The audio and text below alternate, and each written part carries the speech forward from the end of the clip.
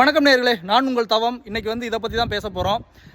அதுக்கு முன்னாடி நிறைய பேர் பார்த்திங்கன்னா இந்த மூட்டு வலி ஆயிடுது 40 வயசுக்கு மேலே, அதுக்கு மருத்துவம் கேட்டாங்க. அந்த மருத்துவம் சொல்கிறதுக்கு முன்னாடி நான் ஒன்று சொல்லிடுறேன். ஆஸ்திரேலியாவில் ஒரு புள்ளி விவரம் ஒன்று எடுத்திருக்காங்க.